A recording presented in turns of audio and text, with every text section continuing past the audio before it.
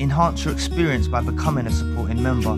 Gain access to unseen videos and video requests. 3-day free trial by visiting zionmembership.com. Ones, empaths, these narcissists involved in your life, they, when they met you, they saw you shining brighter than ever before. They saw you shining bright. They saw you had self-love. They saw you took care of yourself. They saw you were shining. You may not have consciously known you were an empath. Maybe you did. Maybe you didn't. Maybe you were going through the awakening process. Maybe, or maybe you were just totally unconscious to the whole empath and narcissistic dynamics, right? But they saw this glow on you, Whether it's a blessing from God, your aura, the universe, whatever, it's like they knew you'd been bestowed gifts. You're different. You're not like the rest. They saw this in you, right? And they knew that it was on the basis of your self-love. You might not have even consciously been comprehending, right, that you have self-love. This self-love might have been ingrained in you from your upbringing. Perhaps it was just from you being a unique individual, knowing you're different and appreciating what you are, right? But they saw this in you, and they saw this as a challenge, right? For them to gain, these narcissists involved in your life, for them to gain fundamental control over your well-being, they need to break you down bit by bit, right? And the usual stuff they do, the love bomb, the little bit of devaluation, the gaslighting, and slowly over the course of time, this self-love that you had, this glow that you had, starts to fade away, right? And it's all down to the actions of the narcissist involved in your life. It's no fault of your own. It's no fault of your own. But this is their ultimate goal, is to make you not love yourself, right? So the love bomb scenario, they're ecstatic because they found you. They're ecstatic because they discovered you. They're like, wow, there's someone like this in the world. They see you're empathetic. They see you're authentic. They see you're shining. They see you've got charm. They just see you're an authentic being, full of light. Not a fake, not a phony, real, They feel it. And as much as they admire this, they do admire this about you. They admire this about you. But they know in their heart of hearts that if they want to control you like the way they want to control you, you can't have that about you, right? So they'll be doing the intensive love bomb. And that's to draw you out. That's so that you start to fill them with love. You start to give them your energy, And they're draining you slowly through this. Because they're not really giving it back to you. They might be love bombing you with gifts and lavish events and doing all this stuff. But they're not really giving you authentic, genuine love back. They might be obsessed with you. They might be... it will have you misconstrued. You will think it's love. But it's not that genuine, real, authentic love. They'll have you under the false impression that this is love, right? But then ever so subtly or suddenly, there will be something that shifts and a devaluation will come out of nowhere, right? And it will take you off guard. You might even be stunned for a moment. It might even just go over your head because you're so addicted to the love bomb. But subconsciously that stores within you. And that's just the beginning of many times that they use this devaluation on you. It's just the beginning of many, many times, right? So they'll do the gaslighting as well, these techniques, making out you're losing your mind. It's subtle. That's the thing. It's subtle. It's not the way I'm describing it is like someone comes along and devalues you. Like if they'd done this point blank, like, oh, I'm going to come along and devalue you, then I'm going to gaslight you, you'd see through it. It's not like that. It's subtle. It's mixed in with a love bomb. It's warped. It's weird. It's confusing. That's what they do. But this agenda they had from the very get-go, from when they saw you shining brightly, from when they saw you glowing, they said, I need to break this person down. I need to break this person down. That's what this narcissist involved in your life said to themselves. You know why? So they can have full control of your heart, mind, and soul. So the love bomb is used as a tool of deception to infiltrate your heart, right? The gaslighting is to infiltrate your mind. And devaluation is to bring you to your knees. All combined, it will bring you down, rock bottom. All combined, it will bring you down. But this bringing you down, the devaluation is mainly done for the self-love part of it, right? So you stop loving yourself. And, you may not even recognize what you see anymore. You may not even recognize it, right?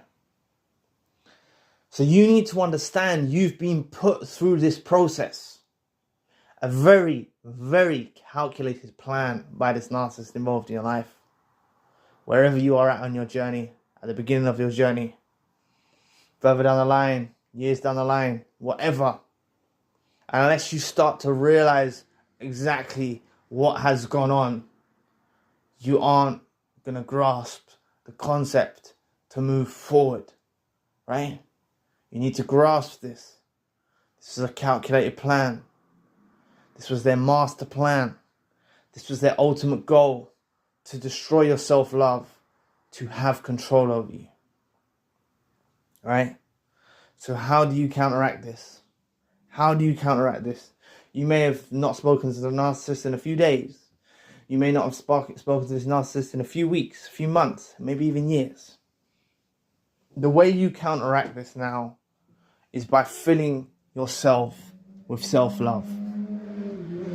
This need and necessity that you feel that you need to talk to them or say one more thing or pour your heart out to them, that needs to be incorporated in yourself. That needs to be put within. This self-love is not just about beautifying your image or beautifying your inside and outside. This self-love is about accomplishing things, reaching your goals. All of this will give you the drive and the momentum to thrust you forward into a better world, right? In your business, in your work, in your family life, in all aspects of your life. If you incorporate self-love, it's going to defeat all evil, right? Because that's what you're up against. You're up against evil. You're up against negative forces. You're up against negative energy. And you need to counteract it. How do you counteract it? By using self-love. By using positive reinforcement. You're not filling your head with fairy tales. You're not filling your head with nonsense. Believing the narcissist involved in your life's version of events is filling your head with fairy tales and nonsense. And horror stories. Filling yourself with self-love is realness. It's true. It's what you had before you met them. It's what you were before you met them, right? So on this healing journey that you are on, wherever you are at the very beginning, further down the line, distant in the future, wherever you are on your healing journey, right? Wherever you are on your healing journey, just put the energy inside yourself. Fill yourself with this self-love, right? By you doing this, you are going to defeat all of the evil, right? It's not these fairy tales, like I said, or horror stories that this narcissist is trying to make you believe. You had this before. You had this before.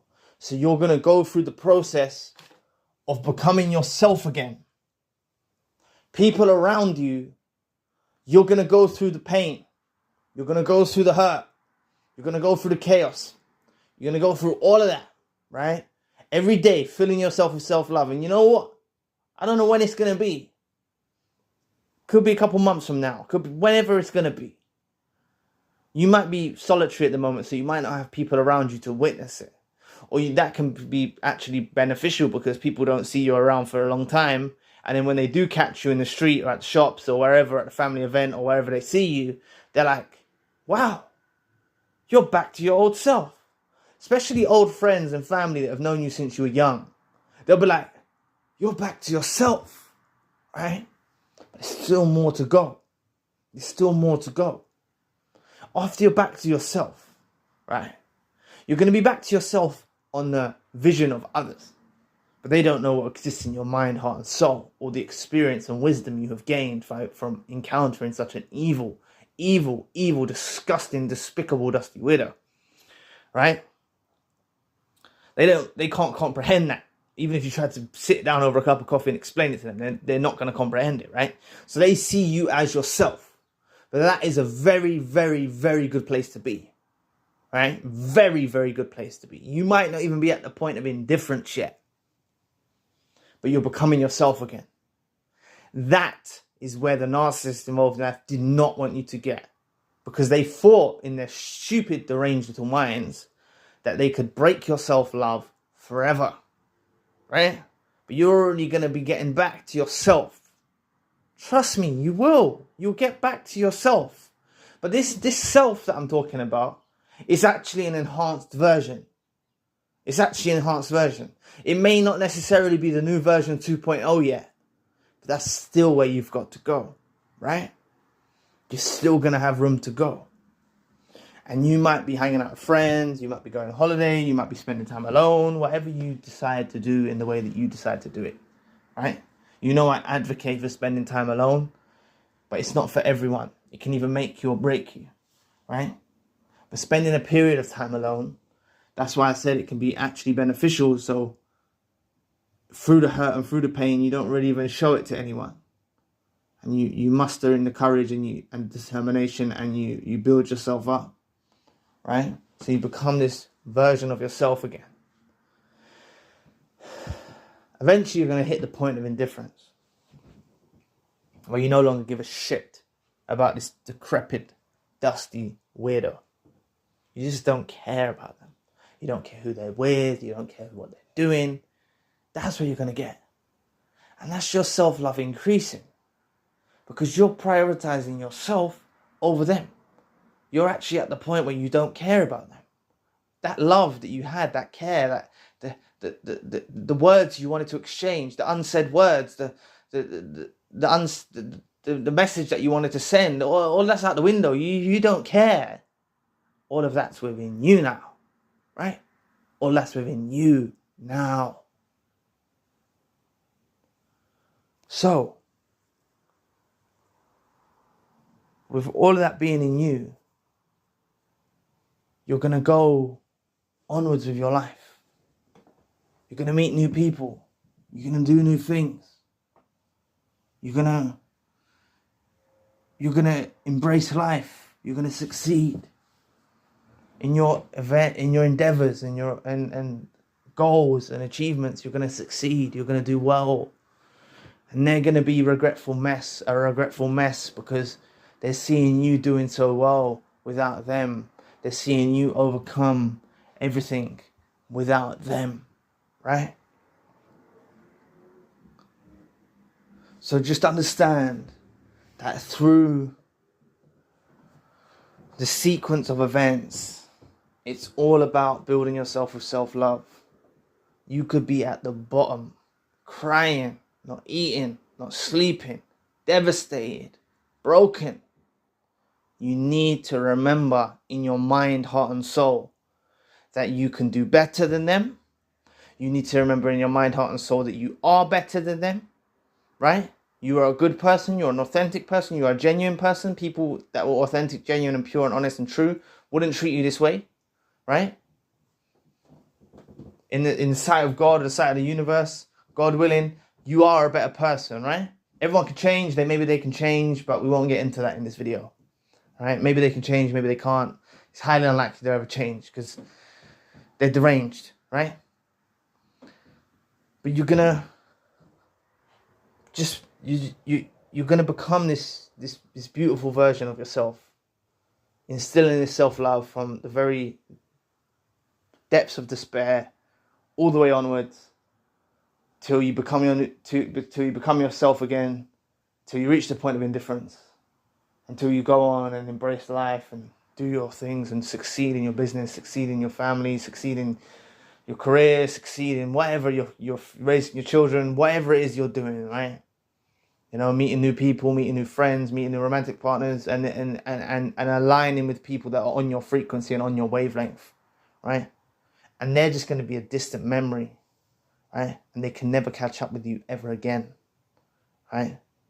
But remember what I said in the earlier segments. This was a direct attack on your self-love. It's how they got the control over you. Please, you're going to be glowing again. You'll be shining brighter than ever before. You'll be shining brighter than ever before in the future. You've got all that to come. You've got to understand the separation that occurred between you and this narcissist involved in your life, whoever they are, friend, family member, romantic partner, colleague, or associate.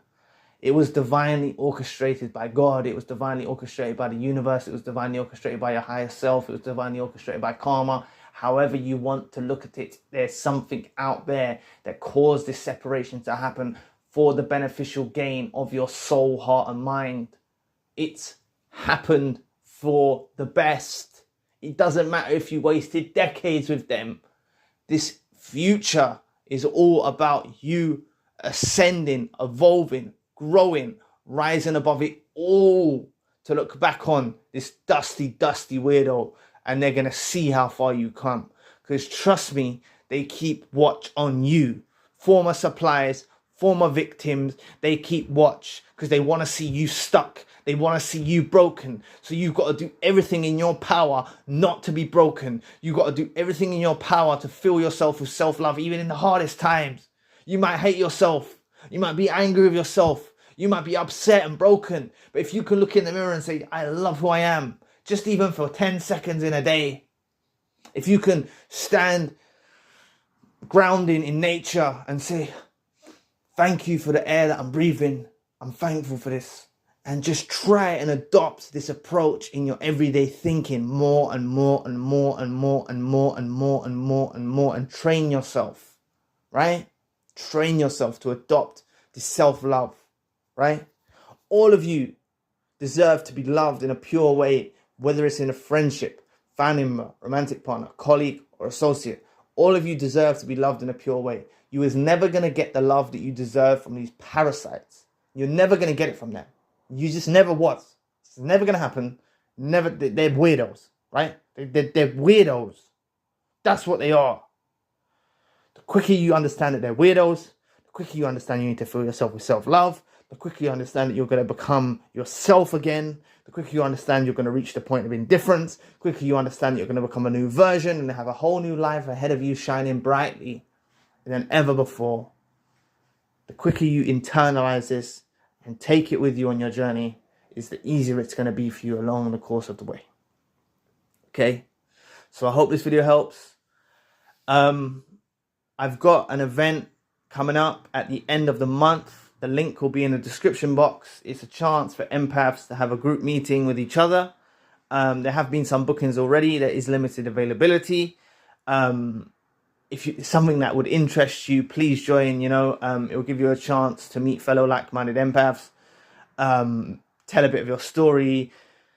You know, it could be people from all over the world. It could be people from the United States. It could be some from UK, some from Europe, wherever in the world. You know, it could be but it could be someone from relatively close by you or whatever. And you know, whether it's just friends, whatever, you might have a chance to, if that's something you're comfortable doing and it's something that interests you, you might have a chance to share your business cards or share your social media accounts or share your number or stay in contact with those that you've been talking with throughout the group meeting event, you know. So it will be a good opportunity for you if that's something that interests you. The link will be in the description box.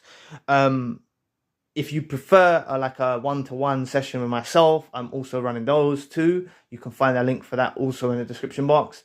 And also I've recently released today crisis email support. I'm aware that some people won't introverted people. I'm introverted, right? But I'm aware that some people don't want to be on the phone. They don't want to be on a computer, a laptop, or a phone, speaking on FaceTime. You know, I'm aware of that. So you can always reach out via email, via the crisis support email. The link will be in the description box. And you can put across your request there about what crisis you're dealing with. And I will get back to you as soon as possible to address that issue. Yes. So, yeah, if any of those things interest you, you know, just the links will be in the description box. The links for those will be in the description box. There is a video that I think will be beneficial for you that I'm just pulling up now. Oh, no, hold on. Well, if you want to know more about the crisis email support, there's a video out that you can check out. The link will be in the description. The video will come up after this. And also, if you want to know how the narcissist can't handle life without you, click this video here. So anyway, I'll be back with another video soon. Peace.